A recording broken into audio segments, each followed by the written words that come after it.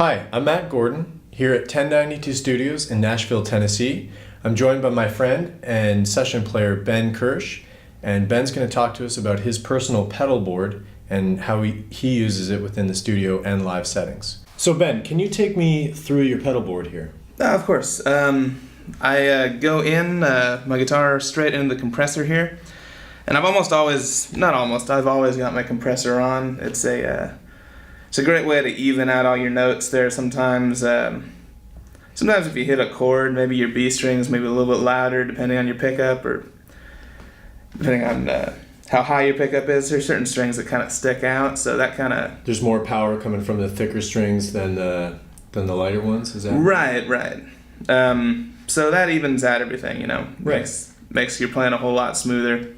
And I love this particular compressor because it's inexpensive. It's a pretty standard compressor. It's a Boss CS3, and as you can see, I've got everything just on 12 o'clock. It works great right out of the box. You don't have to touch anything. Awesome. And out of the compressor, what are you going into? Out of the compressor, I'm going into this EP booster, Exotic Effects. I love this pedal just because it's so simple. It's got one knob. Is it a clean boost? It's supposed to be a clean boost. It does a really bad job at that, but it's a great dirty boost. Oh, very cool. It gives you a lot of power. It's when you've got the tone all the way up, you got a 20 decibel boost there. Wow. So I click it on for solos and really important parts that I want to stick out, because in the studio that volume boost doesn't really matter, but live, you're using sound guys that don't know your music, and you don't trust them to turn you up, so you turn yourself up. You want to take matters in your own hands. Right. Can you play a little without the tone, without the pedal in, and then with the boost, so we can hear the difference? Sure. So here's like... And this is going through the compressor as well. So that's my standard tone, just compressed. If I turn this on, I've got this set at 12 o'clock, which is where I usually put it.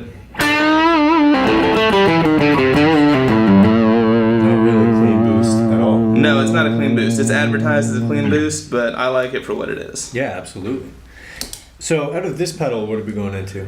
Out of this pedal, another Exotic Effects pedal. I love this company. They're great. It's a BB preamp. They've got four, or actually three preamps in this line. They've got an RC booster, an AC booster, and a BB preamp. This is the highest gain out of all of them, and it's supposed to sound like a Marshall. I just think it's a great overdrive. So here's something without it. Standard compression tone. Yeah, just a standard overdrive tone. It's great. And then this is just amp and the compressor, because I keep that on all the time.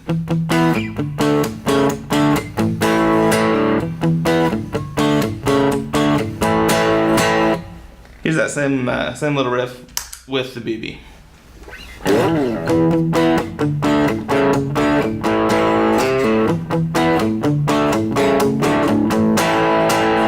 I can see why you like the tone so much on that. Yeah, it's got a great overdrive. It doesn't change your tone too much. It just takes what's there, and it's not a screaming effect pedal by any means. It's a nice natural. Yeah, it sounds like you're just cranking up an amp real loud. Right. It sounds great. It looks like you're going to the tremolo pedal. Yeah, this is a Hardwire TR7, which is I bought it for the trem, but it's got a lot more stuff to it. But I'll just set it on your standard tremolo here.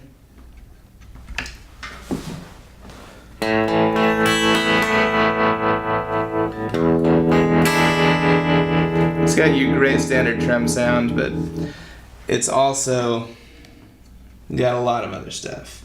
This is called Opto. Not really sure what that means, but it sounds cool. It's got a different sound there. What I use a lot is the rotary setting. Is that to emulate a rotary Leslie speaker? Right. And it's got kind of a cool ethereal sound.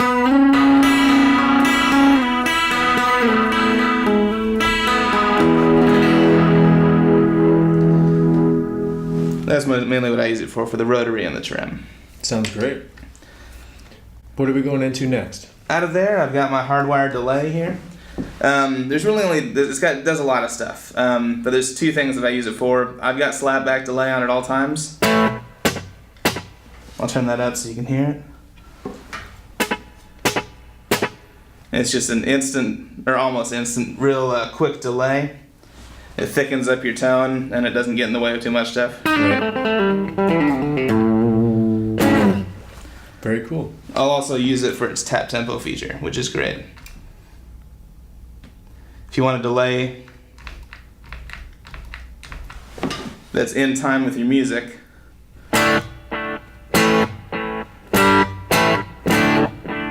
How often would you take it upon yourself to put the delay in the studio? Would you take it upon yourself, or would you let someone like me, an engineer, put the delay in? I'll almost always do it myself. Very cool. I like that you commit to that. Yeah, and there's been a couple instances where I've had an engineer or producer tell me to play something that should have delay on it without it because they want to put it in there. But I like having control over it because it's a part that I'm laying down, and I like to hear what it's going to sound like in the end. Absolutely, I totally agree with you. And then it looks like you're going into a standard wah pedal and a volume pedal. And the difference is, out of your volume pedal, you've got the tuner last. So is that meant that when you turn your volume down, you can still use your tuner? Yeah, this is it's an Ernie Ball VP Junior volume pedal, which is a passive pedal, which is great. It means it doesn't need power. It just runs off. If you look inside of it, it's a string connected to a volume pot. Right. And it's got an input and output, and it's got a tuner out, which is great, so I can keep this polytune on all the time. And when I turn the volume pedal off, I can tune on stage silently. And the polytune's great. It's a real accurate strobe tuner. It's accurate enough to say your intonation with. I love this tuner. Awesome. Is there a particular setting among all of your pedals that is a favorite of yours? Yeah, my standard sound really is just with this slapback delay on right here, and the compressor all set at 12 o'clock, and the amp's just slightly overdriven. That's my standard tone.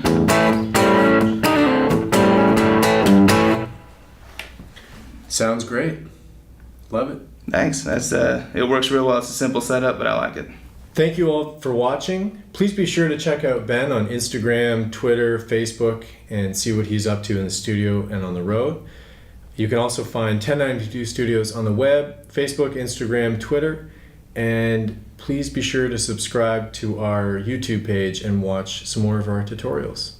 Thanks again for watching.